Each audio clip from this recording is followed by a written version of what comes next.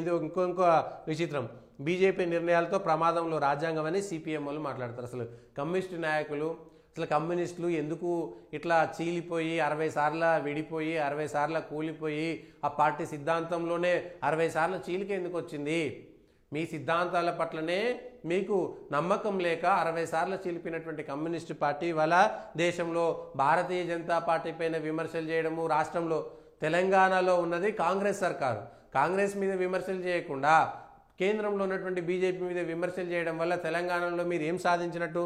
తెలంగాణలోనే స్వయంగా సిపిఎం రాష్ట్ర కార్యదర్శి పోటీ చేసిన చోటనే 5,000 ఓట్లు 6,000 ఓట్లు రానటువంటి పరిస్థితి మీకు. ఒంటరిగా పోటీ చేస్తే మీరు గతంలో గెలిచినటువంటి చోట 1-2 కూడా రానటువంటి పరిస్థితి, ఓట్లు కూడా రానటువంటి పరిస్థితి ఎందుకు వచ్చింది మీకు?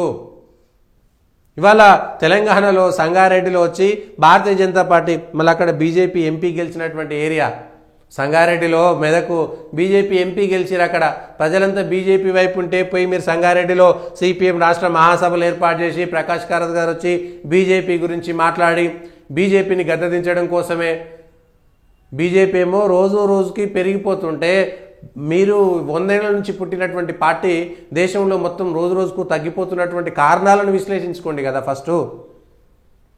ఇంతసేపటికి వాళ్ళ ఒకే మతాన్ని పరిమితం చేయాలి, ఒకే మతానికి పరిమితం చేయాలి. కమ్యూనిస్టు సిద్ధాంతాలు ఈ దేశం యొక్క చరిత్రను వక్రీకరించేటువంటి ప్రయత్నం చేసి ఈ దేశం యొక్క సంస్కృతి సాంప్రదాయాలు నాశనం చేయడానికే పుట్టిందా అన్నట్టుగా మీ సిద్ధాంతాలు ఉన్నాయి తప్ప ఈ దేశ యొక్క ప్రజల ఆలోచన నుంచి పుట్టకుండా కేవలం ఎవడో మార్క్స్కి దేశానికి సంబంధం ఏమున్నది, ఆయనకి భారతదేశం మీద అవగాహన లేదు.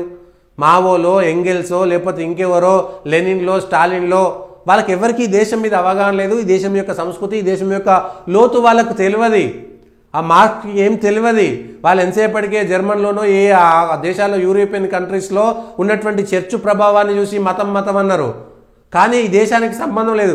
దాన్ని మార్చుకోలేక ఎంతసేపటికి పదకట్టు ఏదో ఆ మూస పదజాలాన్ని 2 గతి తార్కిక విధానాలు ఇవి పెట్టి సమీక్ష చేసుకోండి.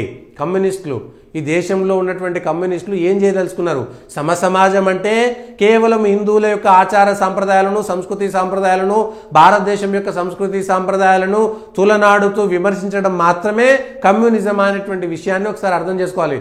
లేదంటే ముస్లింలను, క్రిస్టియన్లను సంకలనం చేసుకోవడం మాత్రమే కమ్యూనిజం అనేటువంటి దాని విషయంలో విమర్శ చేసుకొని మీకు అవలోకనం చేసుకొని సమీక్ష చేసుకోండి. తెలంగాణలో 5,000 ఓట్లు ఎందుకు రాలేదు? సిపిఎం ఒంటరిగా పోటీ చేస్తే అత్యంత బలంగా ఉన్నాయనుకున్నటువంటి నల్గొండ, ఖమ్మం జిల్లాలలో సిపిఎం ఒంటరిగా పోటీ చేస్తే పరిస్థితి ఏంది? సిపిఐ పోటీ చేస్తే ఒక సీట్ ఇచ్చారు కాంగ్రెస్ వాళ్ళు దానం చేస్తే ఒక సీట్ గెలిచింది సిపిఐ. మరి మీ సిద్ధాంతాలు ప్రజల్లోకి ఎందుకు పోతలేవు? కొత్తగా ప్రజలు ఎవరు కమ్యూనిస్టులకు ఎందుకు రాలేకపోతున్నారనేటువంటి విషయాలను పట్టించుకోకుండా ఏదో చేసి ఏదో మాట్లాడాలి కాబట్టి మాట్లాడడం తప్ప ఇంకొకటి లేనే లేదు. అది మీ కమ్యూనిస్టు పార్టీలు మారకపోతే కమ్యూనిస్టు పార్టీలకు సంబంధించినటువంటి విషయం మాత్రమే ఉంటుంది.